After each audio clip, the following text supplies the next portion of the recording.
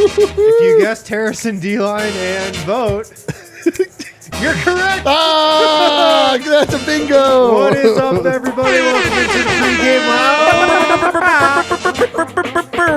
Let's go. We are presented by DraftKings Sportsbook. Make sure you use the code DNVR when you sign up and download the DraftKings Sportsbook app. Here to get you set for Nuggets and Nets. From Ball Arena. The old classic. The old classic. We've got all of Serbia watching. Hello to our friends over there.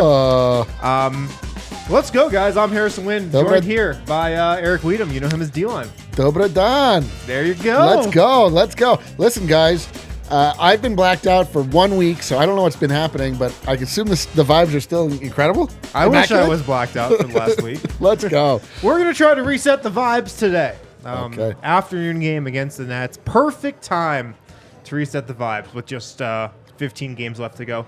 Over there, Brendan Vogt. Hey, gang. How are we? Happy to be here as always. Eric, is that a Fort Collins colorway, like Denver Nuggets hat? No.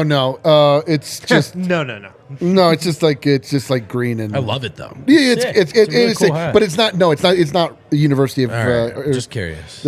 Or Colorado State University. No. It's a little different, but I can understand the confusion. It's a great hat. That's all. Oh, I'm getting thanks, at. bro. You're welcome. You guys have a good weekend? I mean, I feel like we're still in the weekend, right? Yeah, we are. So I'm gonna reserve judgment. It Okay. hasn't. I'll say it has not been great. Really? Okay. Well, I hope we can turn those vibes around today. I hope. Let's go. Guys, the Nets are in town. The Nuggets are riding a 2-game losing streak. It feels like the sky is falling. It feels like Denver really needs a win today. A win would be so nice. Vogt, what do we got for game notes? Tell me something good. Well, let's start with good news then. Harrison Vlatko Cancar is back. Ah, He's available. Chucky, friend of the show. He was available in that last game but didn't play. Malone sometimes does this where, a guy technically can go and he gives him another game. We'll see if he re-enters the fold today. He was playing so well. Malone had named him as a bench piece. So again, he was available last game. He's available again today. But I bring it up because I think we might see him today. We'll see if I stand corrected. How about Zeke Naji? Like he'll come and hang out with us? And he's a friend of the show. Friend of the show. I know. I've decided his new nickname is the Mr. Nugget Snubbed. Yeah, I mean, he's hung out here in the bar more recently than he's played in the Yeah, game. it's true. That is true. That is true. Zeke Naji, however, is not back yet. He's going to be reevaluated in a couple of days, guys. And Michael Malone spoke with a little more candor about this than we've heard so far. He said pregame Zeke Naji's availability for the rest of the way will be determined by this reevaluation that's coming in the coming days here. Quote, what we've tried to do is not have surgery and give it time to heal, end quote. So you never want to hear that word, even if it's about kicking it down the road or avoiding it, just to give you maybe a better idea of how significant this right shoulder sprain, which is what he's listed with, that Zeke's dealing with, is potentially a surgery situation, but the Nuggets have been trying to avoid that by giving him ample time off. Yeah, I mean, let's talk about that. That's a pretty big revelation. Potential surgery for Zeke, I mean, on a shoulder, that's never good. And it sucks because, I mean, he was playing well earlier this season when he was healthy. And the best stretch of the bench all year, guys, came with Zeke in the lineup, with Vlatko in a lineup. That's when that group had some sense of an identity, and it was a defensive first identity. Christian Brown was also playing a lot back then, too. The bench hasn't really had an identity since then. But, maybe Vlatko can return some of that. But, I mean, I just feel for Zeke because this is now 2 seasons in a row where he has gotten into the rotation. He's played well. And then his season to end the year, and really then his season has been defined by an injury. And you hate to see it. He and Vlatko, D-line, have had this sort of, okay, they don't get to play, then you get to play, but there's a shoulder sprain or some foot soreness. And I have been curious about this sort of theory, as sports science here, as this game is as demanding as it's ever been to play. But if you're at the end of the bench, you never play. And I'm even talking about practice. Like, you got to get in there with coaches to scrimmage on your off days, right? Those voluntary practices. And that's just to attempt to simulate the highest level of basketball. I wonder if it's really hard on these guys' bodies to just sit there and not get to really practice and not get to play. And then, there's an injury. We need you to go out there for 2 weeks and play to save your contract, play to get the next one. Yeah. You know, just a theory that this could be completely unrelated, but I wonder if, you know, guys like Vlatko, guys like Zeke are suffering from this sort of stop and go intensity, if that makes any sense. Yeah, I don't know, maybe. Do you think Vlatko can be the first step towards the bench healing? I mean, getting him back in there, that's probably going to help the second unit, I would think. Well, I mean, like you just talking about when the bench was at its best, having Zeke in there, Zeke was like pretty dynamic at the center position at the 5. Like good defender. Good defender, and he was rebounding. A bunch of different guys. He was playing with some tenacity in the middle. Yep. And we just haven't seen that from any other person that's played that backup 5. Unfortunately, like we've not seen anything of the sort from Thomas Bryant to this point.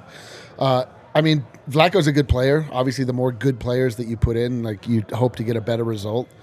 But I don't know that Vlatko. He's not like a ball heavy guy. You know what I mean? No, he's like, a ball mover. He's a ball mover, right? Like, so does he change the dynamic of that bench? Like, we need Reggie Jackson to, you know, sort of like reaffirm why he's been successful in the league for so long, because he's been another like huge, I wouldn't say question mark, but he's been it's been uncomfortable, the minutes with him in there. Absolutely. So I don't know, man. I really, at this point, it's like I just want to get the best players in and then like see if they can figure something out. It has been super patchwork, which has been a problem. Yeah. But it's been a mess, man. So hopefully it just brings some normalcy. Yeah. What's the thing you always say about Vlatko? And he just does stuff. So when things get stagnant, maybe he'll flash a cut, flash to the rim, little high-low, try to get something working. But when guys are standing and watching, Vlatko's usually moving. Is that enough to save the bench? I don't know. But can it help the bench? Sure can. I think Vlatko's minutes have been some of the better bench minutes we've seen all season. Absolutely. So he's a good player. I hope he's back in the fold tonight and back in the fold for the rest of the way. Let's go to the Brooklyn side of things here on the game notes, fellas. Ben Simmons is out. Back soreness. All right. Okay. We'll leave that there. The Nets are in 5th place. Of course, this is a different Nets team than did most of the heavy lifting this season. All the same, here's their sort of season profile. So heavy, it seems to have hurt Ben Simmons' back. Nice. They're Thanks, 5th out east. They're 38-29 overall, 19-17 on the road, 5-5 in their last 10. This is a team with about 1,000 wings. They're switchable. At their best, they play great defense.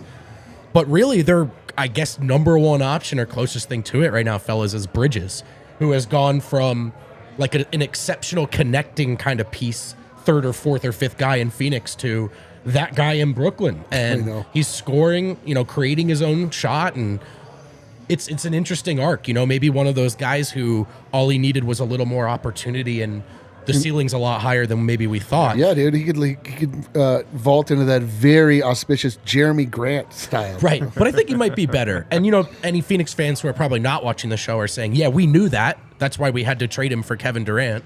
But it's still kind of a cool thing to see when a player spreads their wings like that, and that's what Bridges has been doing in Brooklyn. Yeah, the Nets are coming off an impressive win, a nice win on the road over the Timberwolves in overtime.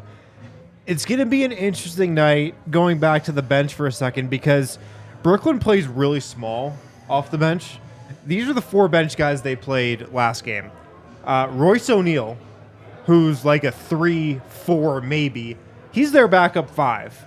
Joe Harris, Seth Curry, Cam Thomas. Those are the 4 guys they played off the bench last game. They played their starters heavy minutes.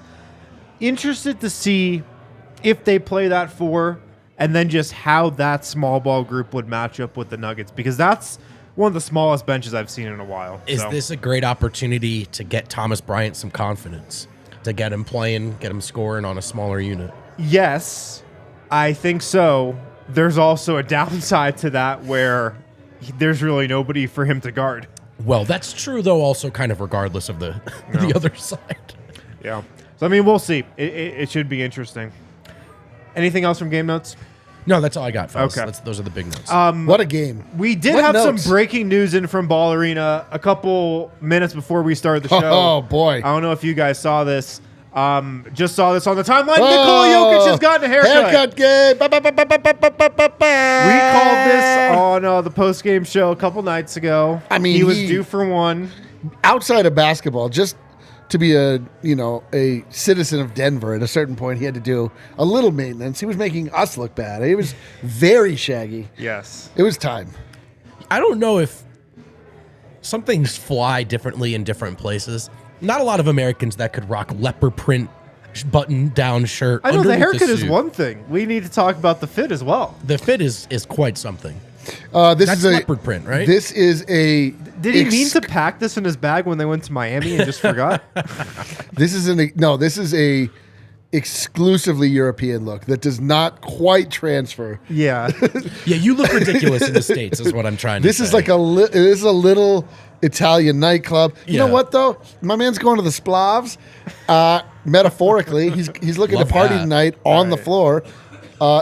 Dude, I'm ready for it. Also, That shirt is something, man. I gotta think he's doing this. 1:30 p.m. game here in Denver. All of Serbia tuning in for this matchup. All of Serbia on the timeline. Hell Wants yeah, to show dude. off a little bit. listen. This look works in Serbia. I will say that for sure. You can confirm. I think Confirm. we can. You all can wear confirm that to the Splavs for sure. Oh, you wear For- that to the Splav. Nobody's holding you up at the door. No. No matter what shoes you're No, wearing. No. You get handed lit Did- cigarettes by Did you everybody get all night that long. joke, Vogt? I did. Yeah, I get it. Sorry, guys. All right, that was an inside joke. It's an inside joke. Guys, let's move on. We have 15 games left in the regular season, I believe. 14 after tonight. It's a lot of games. We are deep in the stretch run.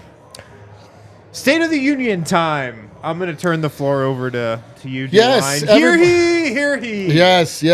Thank you. Everybody Thank has you for assembled all here. assembling. Order. I demand order before we go into this very important moment in the Yes. season. It's time to take a State of the Union. I would like to take the temperature of all of those on this panel and you in the chat to sort of figure out where it is we are with the Denver Nuggets. The Denver Nuggets are.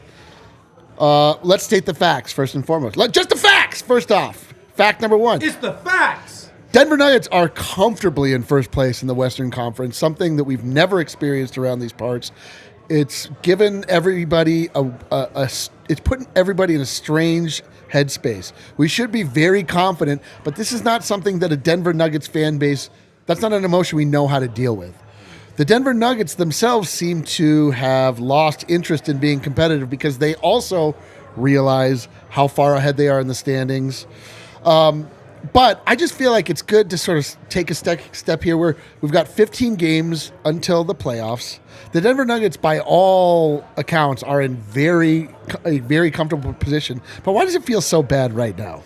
It feels so bad because we live online. We live on Twitter, us on this panel. The real world doesn't take place online, even though sometimes it does. And as a society, as a basketball city, as just like NBA watchers, we've gotten to this point where every single thing is a complete narrative on the entire season. Yes. And now Nikola Jokic's entire season has been summed up in the last 3 games. Yes. And that is the player he is, that's the player he's always been, and that's the player he's going to be just based on these last 3 games. At least that's what everybody will try to tell you. So that's why it seems that way. Now, these are times when it's important to take a step back and say, I think the Denver Nuggets are fine. I think they're the same team now that they've been for most of this season. They had that game against Memphis.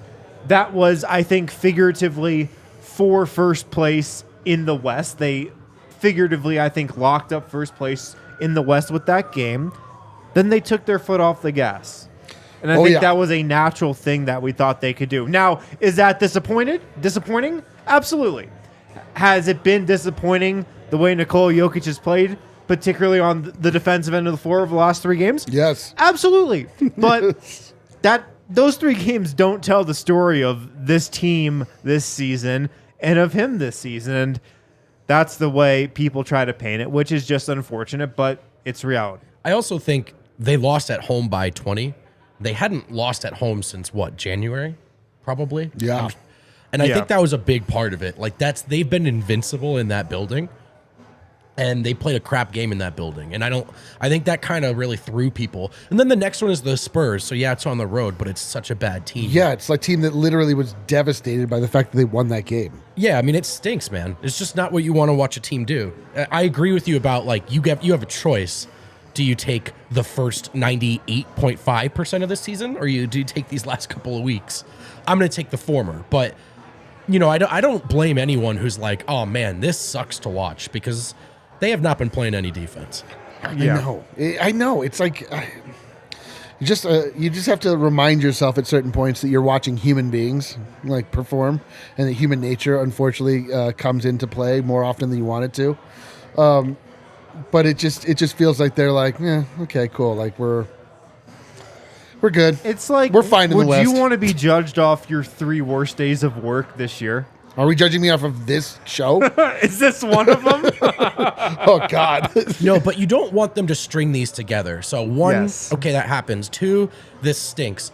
3, all right, well, you're back at home. Show a little pride and just remind everyone what's really good here. And you'd really like to see that today. I think it's okay the down days are understandable. It is also okay as a fan to be like, hey, you guys can play hard today. Yeah, hey, guys. I'd like to see that. Hey, we're all involved in this. Is something called a symbiotic relationship. This is an ecosystem of which we're all involved in. And if we don't care, you don't make millions of dollars. And if you don't make millions of dollars, like we don't, you got to give and take. That defensive performance that they gave the last game was the most shameful thing I've seen. It was absolutely shameful. It was absolutely shameful. But what is still discouraging about the entire narrative, like being formed over these last 3 games, is like really smart basketball people that I respect on Twitter even are saying, like, today I saw, Nikola Jokic is not a good defender. Like, and that's entirely based off of one game, one low light compilation against the freaking San Antonio Spurs. And it's just like, I thought certain people were smarter than that, but they're not. They're not. Everyone's dumb. You know what I was thinking this morning? I was like, how come I've never seen any like lockdown defensive films of Larry Bird? How was Larry Bird's defense? Was it locked down? Oh, the defense in the 80s, it was a way more physical game he just punched than people? it was today. They don't play defense now. Of course, I'm being facetious there. Yeah, well, let's hope we can start shifting that narrative today. All right, let's move on and play a quick game I made up as we were planning this show. Yeah, dude. Let's go to Contender or Pretender. Contender or Pretender. Pretender. I've decided. Where I throw out a team in the NBA and you guys tell me if they are a contender or pretender. Let's start in the Western Conference. The Memphis Grizzlies. Are they a contender or are they a pretender? Oh, man. They're a pretender. They have injuries. There's just too many outside of basketball things that keep happening to them, and they are not hard-tempered to the point where they can withstand that in their arc. Like, they have too many young players that are going to get rattled by this stuff. We've seen it. I mean, this is how it works. Like, basketball teams need to go and be, go into the fires of Mount Doom, the NBA playoffs, before they're able to really get over that hump. So there's no way that they're going to be able to withstand this. My thing with Memphis, I think like the roster construction, like they're good. They're a good enough team, but their best player to me, like when they get down to the conference finals and the finals, I think I love Ja Morant's game, but I think he's a long ways away from even the sort of Tatum tier, let alone the Jokic Giannis kind of. He's far away from being the guy you hate the worst in the league. I think Ja is incredible. No, I'm saying Tatum is though. Like he's in that like 5th, 6th best player, 7th best player kind of thing. Wow. He's not the first, and when you say that, I get mad. But he's not terrible. You guys get what I'm saying. I just don't know if Ja is really like if they play the Nuggets have the best player in this series, and that's the same thing for Phoenix and Golden State and probably anyone they would play in the finals. I'd agree with you guys. I think they're a pretender. What about The Golden State Warriors. Play along in the chat, too. Man. Let me know if you think these guys are contenders or pretenders. I feel like it's sacrilege, and if you utter out loud that you think the Golden State Warriors are pretenders, not even the basketball gods, they themselves, the gods of the Bay will rise up and smite you for it. They look terrible for some reason. They can't win any games on the road. They missed a lot of games with Steph. He's back now. They pulled out a big win last night, but it took like heroics and it took like Herculean effort to do it, to win a game against the Bucks, who didn't even have Giannis. Right. But like they're different, and not in the way that you say it. You typically talk about. They're like, oh, they're different. No, they're like they're different this year than they were last year. They seem weakened. They seem as though they are. They do. They don't quite have what they did have. I don't know exactly. It's because their bench sucks. Yeah, it's not. That's the biggest It's not good. reason. And they lost their scapegoat. James Wiseman went to Detroit and is doing awesome now. By the way, I don't.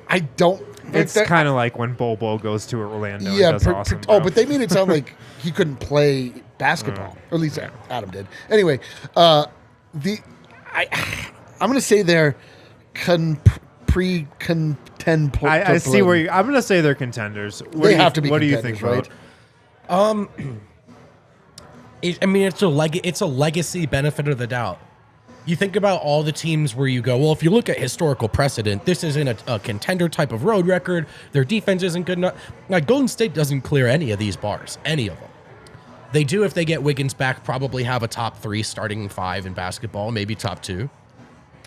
So I guess it'd be silly to rule them out entirely. Having said that, a part of me wants to acknowledge, like, it's March, man. It's March, and they're still not very good. Yeah. And that, like, everyone, I know people were impressed with them last night. Giannis wasn't playing, man. Like, if they're contenders, they're at the bottom of the tier.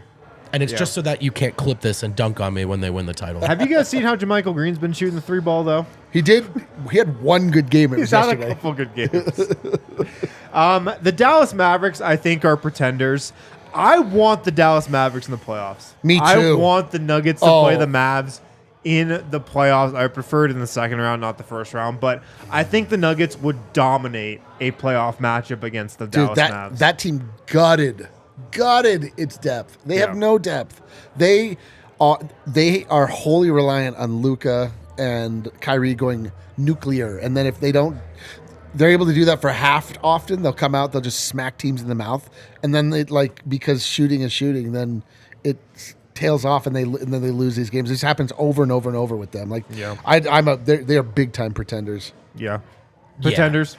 I don't even think that's too much credit. Like, they're not even pretending to be contenders. I think they look like a pretty mid team, and I think that's what they are. They are 34-34 on the season. Last one. How scared are we of the Phoenix Suns right now? I mean, obviously they're contenders, but I don't know. We don't know. You think they might be pretenders? No. It's we haven't seen them. We haven't seen them. I mean, predictably they lost to the Beam last night, like the second team in the conference, because they don't have depth. They are missing that piece, but they're missing Kevin Durant. Like, their top level talent is such that you can't ever be confident and comfortable. But again, we've only seen them play together 3 games or something. We have literally no idea who this team is. Yeah. But I mean, it's a scary proposition. Last one. Sacramento Kings. Contenders or pretenders? I don't want to do this, man, because I love them, and I think here it they're very comes. good. But to me, when you get to the playoffs, who your best player is, who your best 2 players matter a lot. And I just don't know that they stack up with the other contenders. They've played well enough to put themselves in this conversation. Pretender feels harsh, because I've seen what it's like when an upstart team does what they need to do to get the 2 seed. But again, same thing as the Grizzlies argument. Push come to shove, is Fox Sabonis going to go toe to toe with Phoenix and Denver's top end talent? I don't think so. I will bet you the Kings win a playoff series. I don't think they make it further than that. The Kings, they're the 2018-2019 Nuggets. They totally are. That's the exact team that they are, man. That's time in the playoffs. Everybody thinks they're frauds. No expectations. The Nuggets won a playoff series that year. I think the Kings can do the same. Yeah, like the Kings are exactly like the Nuggets. Nobody's talking about them. They're this cute little thing. Nobody We gives call them them any pretenders. Yeah, nobody gives Yeah, them credit. Nobody's giving Denver credit. Everyone thinks that the 8-seed Lakers would take out the Nuggets in the first round. So we can absolutely, understand the way that the Kings are being looked at. But yeah, I mean, they just haven't been there before, right? But they're really good. Like, I don't want to just use this segment to be like, forget the Kings. No, like, they're really good. I think they win the first round series. Yeah. I think they do. And they deserve credit. That's it's saying a lot. Also, man, I mean, we barely touched on this all year. It's like another feather in the cap for Jokic ball, which is kind of what they do. The little Fox Sabonis 2-man game. Get a big that can pass, little DHO, quick guard. Like, if you're a Nuggets fan, there's a lot to latch onto and appreciate in Sacramento. Yeah, we'll see if it translates to the yeah. playoffs. So I think they're like a contender pretender. Sure. Like I can't discount that, but I can't. I mean, I don't think that they're going to win the championship. If that's what you mean by But they that. could mess around and beat some people. For sure. Sure. All right, it's that time. Let's fire up the DraftKings Sportsbook app. Let's make some bets on today's Nuggets-Kings game. We got a lot of storylines. The Vlatko return, the Jokic haircut, the 130 start. Oh, boy. So first thing you look at, let's do it like Dev does. The Nuggets are favored by 9 points at home, which feels high. It does feel high considering they are coming off a loss at home. A loss, yes, a humbling loss. And the Nets just won on the road in Minnesota, another difficult place to play. I mean, I don't like taking points for the entire game because you just don't know how it all shakes out. But if I were a betting man, I would probably bet the Nets, honestly, just for the points, just the points. You really are channeling your inner Eric Dev here. on the Nuggets gambling show. If I had to gamble, Well, I just mean like I would just take the other I would team. take the points. Like I think the Nuggets will win by like 5 to 6 points. I could see that. So anyway, let's go to my bets here. Where I will take points is I like the Denver Nuggets to come hot out of the gate. They've been doing it the last couple. That's true. They have. So I like them to clear the Nets by 3.5 points in the first quarter. I see Jokic coming out, haircut game, all of these things. Everyone feeling spry. That's a bet you can usually feel pretty good with the Denver Nuggets. Steer clear of the third quarter, but the first quarter you can feel good about. I also like Nikola Jokic to get over 22.5 points. This feels like a points day for Jokic. Last game was a points day for Jokic. It kind of feels like he's sort of saying like, is that what his points are really down to these days? 22.5. Wow. I mean, he's good with 18 points right now. Yeah. Like, he's Oh, good. he's with that. coming off 37. Well, I know. Yes. I know. But the last 2 weeks. Yeah, you just don't know what you're going to get out of him. But I like that. I also I'm going to take Michael Porter Jr. over 2.5 threes. The man's been shooting it. I think that he's They're back at home, too. He's upset about the way that the last game shook out, getting ejected for the first time in his career, and then it looking like he was like trying to choke the life out of Zach Collins. When really he just pushed him, but like the freeze frame.